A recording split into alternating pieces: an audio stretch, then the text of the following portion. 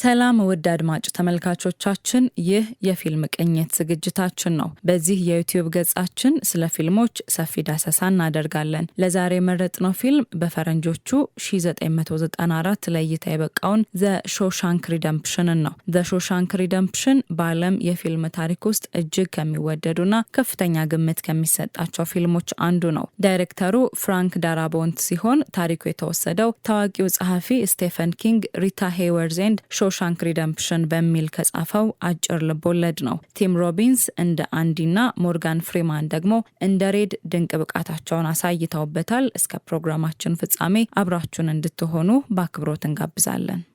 1947 ዓ.ም ፖርትላንድ ሜይን አንድሪው ወይም አንዲ ዱፍሬን የስኬት ተምሳሌት ተደርጎ የሚወሰድ ወጣት ይኖር ነበር። በወጣትነቱ የባንክ ምክትል ፕሬዝዳንት መሆን የቻለ ቁጥሮችን የሚወድ ረጅምና አስተዋይ ሰው ነው። አንዲ በባህሪው ዝምተኛና ስሜቱን አውጥቶ የማይናገር በመሆኑ ብዙዎች እንደ ኩሩና ቀዝቃዛ ሰው ያዩት ነበር። ይህ ዝምተኛ ባህሪውም በትዳሩ ላይ ጥቁር ጥላን አጥልቶ ነበር። ባለቤቱ ሊንዳ ዱፍሬን የአንዲን ዝምታ እንደ መርሳትና እንደ ግዴለሽነት ተቆጥረው ነበር። በዚህም ምክንያት ፍቅር ፍለጋ ወደ ሌላ ሰው ተሳበች። ግሌን ኩዊንቲን የተባለ የጎልፍ ተጫዋች ጋር የፍቅር ግንኙነት ጀምራለች። አንዲ ይህንን ሲያውቅ ዓለሙ ተናወጠ። ሆኖም እንደ ማንኛውም ሰው በንዴት ከመጮህ ይልቅ በውስጡ እየተቃጠለ በዝምታ መብሰልሰልን መርጧል። የታሪኩ ትልቁ መገጣጠም የተከሰተው ታዲያ በአንድ በረዷማ ምሽት ነበር። አንዲ ባለቤቱ ከፍቅረኛዋ ጋር መሆኗን አውቋል። በጭንቀትና በንዴት ተሞልቶ መጠጥ ቤት ይሄዳል። ለረጅም ጊዜ ጠጥቶ ስለማያውቅም ጥቂት ውስኪዎች አእምሮውን ያስቱታል። በዚያ ምሽት አንድ ውሳኔ ላይ ደርሶ ሽጉጡን ይዞ የኩዊንቲን ቤት ወደሚገኝበት አካባቢ ያመራል። መኪናውን ከቤቱ ጥቂት ራቅ አድርጎ አቁሞ ሽጉጡን አቀባብሎ መጠበቅ ይጀምራል። በዚያ ሰዓት በአእምሮ ውስጥ ግን ብዙ ሀሳቦች ይመላለሱ ነበር። ልግደላቸው ወይስ ላስፈራራቸው የሚሉ ጥያቄዎች። ሆኖም መጠጡ ስላዞረውና በራሱም ድርጊት ስለተጸጸተ ሽጉጡን ሳይተኩስ ከዚህ አካባቢ ለመሄድ ይወስናል። ወደ ቤቱ ሲመለስም ሽጉጡን ሮያል ወንዝ ውስጥ ይወረውረዋል። አንዲ በዚያ ምሽት ትዳሩ ማለቁን አምኖ ተቀብሎ በሰላም ለመተኛት ሞከረ። ነገር ግን ዕጣ ፈንታ ሌላ ሴራ አዘጋጅታለት ነበር። በማግስቱ ጠዋት ሊንዳ ዱፍሬን እና ግሌን ኩዊንቲን በቤታቸው ውስጥ ተገድለው ተገኙ። ሁለቱም አራት ጊዜ በጥይት ተደብድበዋል። ፖሊስ ምርመራውን ሲጀምር ቀጥታ ወደ አንዲ ነበር ያመራው። አንዲ በምሽቱ እዚያ አካባቢ እንደነበርና ሽጉጥ እንደነበረው አመነ። ነገር ግን አልገደልኳቸውም፣ ሽጉጡንም ወንዝ ውስጥ እየዋለሁ የሚለው ክርክሩ በማንም ዘንድ ተቀባይነት ሊያገኝ አልቻለም። የፍርድ ቤቱ ሂደት ለአንዲ እጅግ አስቸጋሪ ነበር። አቃቤ ሕጉ አንዲን እንደ ጨካኝና ልበደንዳና ነፍሰ ገዳይ አድርጎ ለዳኞች አቀረበው። አንዲ በፍርድ ቤት ውስጥ የነበረው የተረጋጋና ቀዝቃዛ ገጽታ የሚጠቅመው አልነበረም። ይልቁንም ዳኞቹ ይህ ሰው ሚስቱን እንኳን ገድሎ የማያዝን ጨካኝ ነው ብለው እንዲያስቡ አደረጋቸው። አቃቤ ሕጉ እንዲህ ያለ ተከራከረ። ሚስተር ዱፍሬን፣ ሚስቴ ፍቅር ጽዋዋን ለሌላ ሰው ስትሰጥ አይተህ በቅናት ነደድክ አይደል? ከዚያም ሽጉጥን ይዘህ ሄድክ። 4 ጥይት ለሚስትህ፣ 4 ጥይት ለፍቅረኛዋ።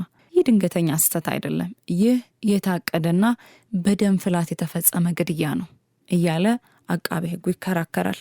አንዲ ንጹህ መሆኑን ለማረጋገጥ የሚያስችል ምንም ማስረጃ አልነበረውም። ወንዝ ውስጥ የጣለው ሽጉጥ ሊገኝ አልቻለም። በመኪናው አቅራቢያ የተገኙት የእግር አሻራዎችና የመጠጥ ጠርሙሶች እሱ እዚያ እንደነበር አረጋግጠዋል። አንዲ በቆመበት ዓለም ከእግሩ ስር ስትናድ ይሰማዋል። ዳኛው የመጨረሻውን ብይን ለመስጠት መዶሻቸውን አነሱ። ወደ አንዲ በቁጣ አይን እያዩም እንዲህ አሉት። ሚስተር ዱፍሬን፣ አንተን ሳይ በጣም ይገርመኛል። እጅግ ቀዝቃዛና ስሜት አልባ ሰው ነህ። የፈጸምከው ወንጀል እጅግ አሰቃቂ ነው። በፈጸምከው 2 ግድያዎች 2 ተከታታይ የዕድሜ ልክ እስራት ተፈርዶብሃል። ዕድሜህን በሙሉ በሾሻንክ እስር ቤት ትበሰብሳለህ። አንዲ ዱፍሬንና ሌሎች አዳዲስ እስረኞች በሰንሰለት ታስረው በአሮጌ አውቶቡስ ወደ ሾሻንክ ግንብ ሲቃረቡ ከውስጥ ያለው እስረኛ ሁሉ በጩኸት ተቀበላቸው። የቆዩት እስረኞች አዳዲሶቹን አዲስ አሳ ወይም ደግሞ ፍሬሽ ፊሽ እያሉ በመጥራት ያፌዙባቸዋል። ሬድና ጓደኞቹ አጥሩ ላይ ቆመው ከነዚህ መካከል መጀመሪያ የሚያለቅሰው ማን ነው በሚል ቁማር ይጫወታሉ። ሬድ አንዲን ሲያየው ይህ ረጅም ቀጭን ሰው ንፋስ ቢመታው የሚወድቅ ነው የሚመስለው፣ መጀመሪያ እሱ ይፈርሳል ብሎ ተወራረደ። እስረኞቹ ልብስ እንዲያወልቁ ተደርገው በኬሚካል ከተረጩ በኋላ የወህኒ ቤቱ አዛዥ ሳሙኤል ኖርተን መጣ። ኖርተን በአንድ እጁ መጽሐፍ ቅዱስን ይዞ በሌላኛው ደግሞ በትር የጨበጠ ጨካኝ ሰው ነው። ሁለት ነገሮች ላይ መኑ፣ ተግሳጽና መጽሐፍ ቅዱስ። የእናንተ ነፍስ የእግዚአብሔር ናት፣ ሰውነታችሁ ግን የኔ ነው የሚል ቀዝቃዛ ትእዛዝ ሰጣቸው። እስር ቤቱ በሌሊት እጅግ ያስፈራል። የብረት በሮቹ ድምፅ፣ የጠባቂዎቹ የጫማ ኮቴና የእስረኞች የለቅሶ ድምፅ ተደራርበው ይሰማሉ። በዚያች ምሽት አንዲ ጋር አብሮ የገባ አንድ ወፍራም እስረኛ በፍርሃት መጮህ ጀምሯል። እዚህ መሆን የለብኝም፣ ወደ ቤቴ መሄድ ፈልጋለሁ እያለ አለቀሰ። የጠባቂዎቹ አለቃ ባይረን ሃድሊ በንዴት የክፍሉን በር ከፍቶ በመግባት ያንን እስረኛ በጭካኔ ደበደበው። በግርፋቱ ብዛት እስረኛው ሕይወቱ አለፈ። አንዲ ግን በዚያች ሌሊት አንዲትም ቃል አልተነፈሰም። በማግስቱ ጠዋት ሬድ ቁማሩን እንደተሸነፈ አወቀ። አንዲ ዱፍሬን ከውጭው ገጽታው በላይ ጠንካራ መንፈስ ያለው ሰው ነበር። ለመጀመሪያው ወር ያህል ከማንም ጋር አልተነጋገረም ነበር። በግቢ ውስጥ ብቻውን ይራመዳል። ሬድ እንደሚለው በግቢ ውስጥ የሚራመደው በፓርክ ውስጥ እንደሚዝናና ሰው እንጂ እንደ እስረኛ አልነበረም። በራሱ ላይ የማይታይ ነጻነት ነበረው። ከአንድ ወር በኋላ አንዲ ወደ ሬድ ቀረበ። ሬድ በእስር ቤት ውስጥ ነጋዴ እንደሆነ ያውቅ ነበር። አንተነ ነገሮችን ከውጭ የምታመጣው ብሎ ጠየቀው። ሬድም የምትፈልገው ነገር አለ ሲል መለሰለት። አንዲ የጠየቀው ነገር ግን ሬድን አስገረመው። ትንሽ የድንጋይ መዶሻ ሮክ ሃመር ፈልጋለሁ። ሬድ ግድግዳ ልትቆፍር ነው ብሎ ቢቀልድበትም አንዲ ግን ድንጋይ መቅረጽ እንደሚወድ አስረዳው። ሬድም በአንዲ ጨዋነትና በአይኖቹ ውስጥ ባለው ጽናት ተማርኮ መዶሻዋን በድብቅ ሊያመጣለት ተስማማ። በሁለቱ መካከል ለቀጣዮቹ 40 ዓመታት የሚቆየው ታላቅ ወዳጅነት የተጀመረውም በዚያች ቅጽበት ነበር። በሾሻንክ ውስጥ ያለው ህይወት ግን ለሁሉም አልጋ ባልጋ አልነበረም። ቦክስ ዳይመንድ የሚመራው ሲስተርስ የተባለ ቡድን አንዲን ኢላማ አደረገው። እነዚህ እስረኞች ሰውን በአካልና በስነ ልቦና መጉዳት የሚደሰቱ አውሬዎች ነበሩ። አንዲ ለ2 ዓመታት ያህል በየቀኑ በሚባል ደረጃ ጥቃት ይደርስበት ነበር። አንዲ ግን አልተንበረከከም። በእያንዳንዱ ጥቃት ወቅት እስከ መጨረሻው ይዋጋል። አንዳንዴም ክፉኛ ቆስሎ ወደ ሆስፒታል ይወሰዳል። ሬድ ስለ አንዲ ሲናገር አንዲ በየቀኑ ይደበደባል፣ ነገር ግን በየቀኑ እንደገና ይቆማል ይላል። ያ የ2 ዓመት ስቃይ የአንዲን መንፈስ ሊሰብረው አልቻለም። ይልቁንም በዝምታ ውስጥ የሚቀጥለውን እርምጃ የሚያሰላበትን ትዕግስት እያስተማረው ነበር። ሬድ መዶሻዋን ለአንዲ ሲሰጠው ይችን ታክል መዶሻ ግድግዳ ለመቆፈር ብትጠቀምባት 600 ዓመት ይፈጅብሃል ብሎት ነበር። መዶሻዋ የእጅ መዳፍ የምታክል በጣም ትንሽ መሳሪያ ነበረች። አንዲ መዶሻዋን በመጽሐፍ ቅዱስ ውስጥ ቀዶ ደበቃት።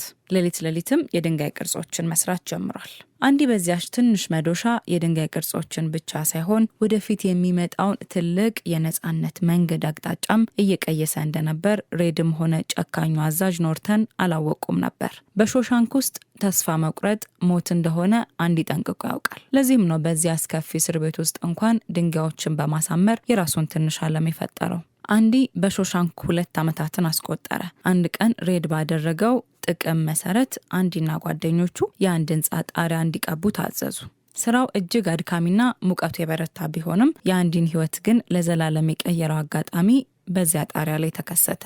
የጥበቃዎቹ አለቃ ባይረን ሃድሊ ከወንድሙ ስለደረሰው የገንዘብ ውርስና መንግስት ስለሚወስድበት ከፍተኛ ቀረጥ በምሬት ሲያወራ አንዲ ይሰማዋል። አንዲ ህይወቱን አደጋ ላይ ጥሎ ወደ ሃድሊ ቀረበ። ሚስተር ሃድሊ ለሚስት ታማኝ ነህ የሚል አስደንጋጭ ጥያቄ ሰነዘረ። ሃድሊ በንዴት አንዲን ከጣሪያው ላይ ሊወረውረው ሲል አንዲ በፍጥነት ገንዘቡን ለሚስት በስጦታ መልክ ካዘዋወርክ መንግስት 1 ሳንቲም ቀረጥ ሊወስድብህ አይችልም በማለት የህግ መውጫ መንገዱን ነገረው። በምላሹም አንዲ ለራሱ ምንም አልጠየቀም። ለእያንዳንዱ ጓደኞቼ 3 ቀዝቃዛ ቢራ ብትሰጣቸው ደስ ይለኛል ነበር ያለው። በዚያ ቀን በዚያ ሞቃታማ የጣሪያ ላይ ስራ መሃል የሾሻንክ እስረኞች እንደ ነጻ ሰው ሆነው ቀዝቃዛ ቢራቸውን ሲጠጡ አንዲ ግን ጥግ ላይ ቁጭ ብሎ በፈገግታ ያያቸው ነበር። ሬድ ያንን ሲያስታውስ አንዲ በራሱ ላይ ሰላምን አግኝቷል። ያንን ቢራ የጠጣው እሱ ራሱ ይመስል ነበር ይላል። ከዚያ ቀን በኋላ አንዲ ለጠባቂዎቹ ጠቃሚ ሰው ሆነ። የጥበቃ አዛዡ ሃድሊም በአንዲ ላይ ጥቃት የሚያደርሱትን ሲስተርስ የተባሉ እስረኞችን መሪ ቦክስ ዳይመንድን ክፉኛ በመደብደብ ከጥቅም ውጭ አደረገው። ከዚያ በኋላ ማንም አንዲ ሊነካ አልደፈረም። አዛዥ ኖርተንም የአንዲን ችሎታ ለራሱ ጥቅም ለማዋል ወስኗል። አንዲን ከጉልበት ስራ አውጥቶ በእድሜ ከገፋው ብሩክስ ጋር በቤተ መጻሕፍት ውስጥ እንዲሰራ መድቦታል። ነገር ግን ዋና ስራው የጠባቂዎቹን የግብር ፎርም መሙላትና የአዛዡን የሙስና ገንዘብ በህጋዊ መንገድ መደበቅ ነበር። አንዲ ለጠባቂዎቹ የልጆቻቸውን የትምህርት ፈንድ ሲያደራጅ፣ ለአዛዡ ደግሞ ራንዳል ስቲቨንስ በሚባል የፈጠራ ሰው ስም በባንክ ሂሳብ የጉቦ ገንዘቡን ያከማችለት ነበር። አንዲ በሾሻንክ ውስጥ የነበረው ቤተ መጻሕፍት በጣም ትንሽና አሮጌ መሆኑ አላረካውም ነበር። ለክልሉ መንግስት በየሳምንቱ ደብዳቤ መጻፍ ይጀምራል። መጽሐፍትና የትምህርት ቁሳቁስ ላኩልን እያለ ለ6 ዓመታት ደከመኝ ሳይል ጻፈ። በመጨረሻ መንግስት ሰልችቶት $200 እና በርካታ ያገለገሉ መጽሐፍትን ላከለት። አንዲ ግን ተስፋ አልቆረጠም። ካሁን በኋላ በሳምንት 2 ደብዳቤ ይጽፋለሁ አለ። በሂደትም የሾሻንክ ቤተ መጻሕፍት በግዛት ውስጥ ካሉ እስር ቤቶች ሁሉ ትልቁና ምርጡ ሆነ።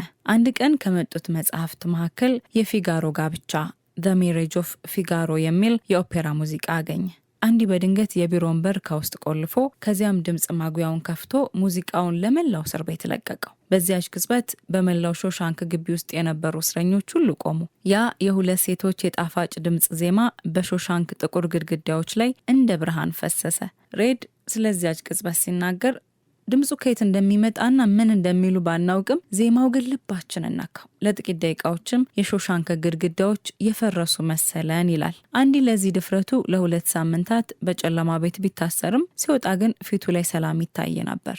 ሙዚቃው እዚህ ጭንቅላቴና ልቤ ውስጥ ስላለ አልተከፋውም። ተስፋ ማለት ማንም ሊነጥቅ የማይችል ብርሃን ነው በማለት ለጓደኞቹ ነግሯቸዋል። አንዲ በቤተ መጻሕፍት ውስጥ አብሮት ይሰራ የነበረው አዛውንቱ ብሩክስ ከ50 ዓመት እስራት በኋላ ይፈታል። ነገር ግን ብሩክስ ከእስር ቤት ውጭ ያለውን ዓለም ሊለምድ አልቻለም። እስር ቤቱ ቤቴ ሆኗል እያለ ያለቅስ ነበር። በመጨረሻም ብሩክስ በውጭ ዓለም ባለው ብቸኝነትና ፍርሃት ምክንያት ራሱን አጠፋ። ይህ ክስተት አንዲንና ሬድን ክፉኛ አስደነገጣቸው። ሬድ እነዚህ ግድግዳዎች አስገራሚ ናቸው። መጀመሪያ ትጠላቸዋለህ፣ ከዚያ ትለምዳቸዋለህ። ከቆይታ በኋላ ደግሞ ያለነሱ መኖር አትችልም። ይህ እስረኛ መሆን ነው። አንዲ ግን የብሩክስ ዕጣ ፈንታ በሱ ላይ እንዲደገም አልፈለገም። ለዚህም ነው በየቀኑ በዝምታ የራሱን ዓለም የሚገነባው። አንዲ በሾሻንክ 18 ዓመታትን አስቆጥሮ ሳለ ቶሚ ዊሊያምስ የተባለ ወጣት እስረኛ ይመጣል። ቶሚ ተጫዋችና የሁሉንም እስረኛ ቀልብ የሳበ ወጣት ነበር። አንዲ ቶሚን እንደ ልጁ አየው። ማንበብና መጻፍም አስተማረው። የሁለተኛ ደረጃ ትምህርቱን እንዲያጠናቀቅም ረዳው። አንድ ቀን ቶሚ የአንዲን ታሪክ ሲሰማ ክፉኛ ደነገጠ። እንዴ ይህንን ታሪክ አውቀዋለሁ አለ። ቶሚ ከጥቂት ዓመታት በፊት በሌላ እስር ቤት ሳለ ኤልሞ ብላች የተባለ እስረኛ አብሮት እንደነበርና ያ እስረኛ በአንድ ወቅት አንድን የጎልፍ ተጫዋችና የባንክ ሰራተኛ ሚስት ገድዬ ባንከኛው ባሏ በኔ ፋንታ ታስሯል ብሎ እንደፎከረለት ነገረው። ይህ ለአንዲ ከሰማይ የወረደ የነጻነት ብርሃን ነበር። አንዲ በደስታ ተሞልቶ ወደ አዛዥ ኖርተን ቢሮ ሄደ። አዛዥ ሆይ እውነተኛው ነፍሰ ገዳይ ታውቋል፣ እባክህ ጉዳይን በድጋሚ እንዲታይ ያደርግልኝ ብሎ ተማጸነው። ነገር ግን ኖርተን የአንዲን ነጻ መውጣት አልፈለገም። አንዲ ከወጣ የኖርተን የሙስና ሚስጥሮች ሁሉ አብረው እንደሚወጡ ያውቃል። ኖርተን አንዲን ውሸታም ብሎ በመሳደብ ለወር ያህል በጨለማ ቤት እንዲታሰር አደረገው። በዚያው ሌሊትም ቶሚን በድብቅ አስጠርቶ በጠባቂዎች አስገደለውና ለማምለጥ ሲሞክር ተገደለ የሚል የሐሰት ወሬ አናፈሰ። አንዲ ከጨለማ ቤት ሲወጣ ቶሚ መሞቱን ሲሰማ ዓለሙ በጨለማ ተዋጠች። የአዛዡ ጭካኔም ገደባተው ነበር። ከጨለማ ቤት የወጣው አንዲ ተቀይሮ ነበር። ለሬድ እንዲህ አለው፣ ሬድ ህይወት በጣም ቀላል ናት። ወይ ለመኖር ትጥራለ ወይ ደግሞ ለመሞት ትጥራለ። ጌት ቢዚ ሊቪንግ ኦር ጌት ቢዚ ዳይንግ። አንዲ በሜክሲኮ ስላለችው ዚዋታኒጆ ስለሚባል የባህር ዳርቻ ከተማ ለሬድ ይነግረዋል። ከወጣ ቡክስተን በሚባል ቦታ አንዲት ትልቅ ዛፍ ስር ጥቁር የላቫ ድንጋይ አለ። እዚያ ስር የተቀበረውን ነገር ፈልግ ብሎም ቃል አስገባው። ሬድ አንዲ ተስፋ ቆርጦ ራሱን ሊያጠፋ እንደሆነ በመስጋት ያችን ሌሊት ተጨንቆ አደረ። ሾሻንክ ውስጥ ኃይለኛ ዝናብና ነጎድጓድ ይወርድ ነበር። በማግስቱ ጠዋት ቆጠራ ሲደረግ የአንዲ ክፍል ባዶ ሆኖ ተገኘ። አዛዥ ኖርተን በቁጣ ወደ ክፍሉ ገባ። አንዲ የት ሊሄድ እንደሚችል ግራ ገባው። ኖርተን በንዴት በአንዲ ግድግዳ ላይ የተለጠፈውን የራሄል ዋልች ፖስተር ላይ ድንጋይ ወረወረ። ድንጋዩ ፖስተሩን ቀዶ አልፎ ሲሄድ ባዶ ድምጽ ተሰማ። ፖስተሩ ሲቀደድ ከኋላው ትልቅ ጉድጓድ ታየ። አንዲ ላለፉት 19 ዓመታት በየቀኑ በዚያች ትንሽ የድንጋይ መዶሻ ግድግዳውን ሲቆፍር ቆይቷል። በዚያች የዝናብ ሌሊት አንዲ በቆፈረው ጠባብ ጉድጓድ ውስጥ አልፎ ከዚያም 500 ሜትር የሚረዝመውን የሽንትና የቆሻሻ ቱቦ በደረቱ እየተሳበ አልፎ ወደ ነጻነት ወጥቷል። ከቱቦ ወጥቶ ዝናቡ ሲመታው ልብሱን አውልቆ እጆቹን ወደ ሰማይ ዘርግቶ የቆመበት ምስል የፊልሙ ትልቁ የነጻነት ምልክት ነበር። አንዲ ከማምለጡ በፊት የአዛዡን ምርጥ ልብስና ጫማ እንዲሁም የሙስና ማስረጃዎችን ይዞ ወጥቶ ነበር። በማግስቱ ጠዋት ራንዳል ስቲቨንስ በሚለው የፈጠራ ስም ባንክ ውስጥ የነበረውን $370,000 አወጣ። ከዚያም ማስረጃዎቹን ለጋዜጣ ላከ። ፖሊሶች ሾሻንክን ከበቡት። የጥበቃ አዛዡ ሃድሊ ታሰረ። አዛዥ ኖርተንም ተስፋ ቆርጦ ራሱን አጠፋ። አንዲ ሾሻንክን ብቻ ሳይሆን ግፍንም አሸነፈ። ከጥቂት ጊዜ በኋላ ሬድ ከ40 ዓመት እስራት በኋላ በይቅርታ ተፈታ። ሬድ ከእስር ቤት ውጭ ያለውን ዓለም ፈርቷል። ነገር ግን ለአንዲ የገባው ቃል መራው። ወደ ቡክስተን ሄደ። በዛፉ ስር የተቀበረውን ሳጥን አግኝቶ በሳጥን ውስጥ ገንዘብና የአንዲን ደብዳቤ አየ። ደብዳቤው ተስፋ መልካም ነገር ነው፣ መልካም ነገር ደግሞ ፈጽሞ አይሞትም ይላል። ሬድ ድንበር ጥሶ ወደ ሜክሲኮ ተጓዘ። በዚዋታኔጆ የባህር ዳርቻ ሰማያዊው ውቅያኖስ ላይ አንዲ ጀልባውን ሲያድስ አገኘው። ሁለቱ ጓደኞች በነጻነት አየር ውስጥ ተቃቀፉ። የአንዲ ዱፍሬን 19 ዓመት የፈጀው የመከራ ጉዞ በተስፋና በወዳጅነት ድል ተጠናቀቀ። ይህ ፊልም የሚያስተምረን ትልቁ ቁም ነገር የሰው ልጅ ተስፋ እስካለው ድረስ ምንም አይነት እስር ቤት ሊያሸንፈው እንደማይችል ነው። አንዲ ዱፍሬን በሾሻንክ በኩል አልፎ ወደ ነጻነት የደረሰው በጥንካሬው፣ በትዕግስቱና ከምንም በላይ ደግሞ ተስፋ በምትባል ታላቅ ኃይል ነው። የፊልሙ ዋነኛ ጭብጥ ተስፋ ነው። ተስፋ ጥሩ ነገር ነው፣ ምናልባትም ከሁሉ የተሻለው።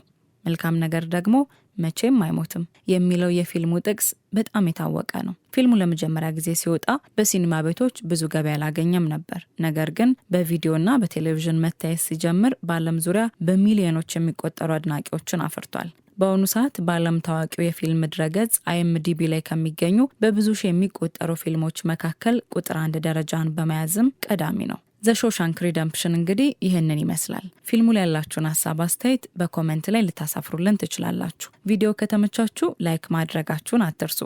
ይህ የፊልም ቅኝት ነው። ለቻናላችን አዲስ ከሆናችሁ ሌሎች ቪዲዮዎች እንዲደርሷችሁ ሰብስክራይብ በማድረግ ቤተሰብ እንድትሆኑን በአክብሮት እንጠይቃለን።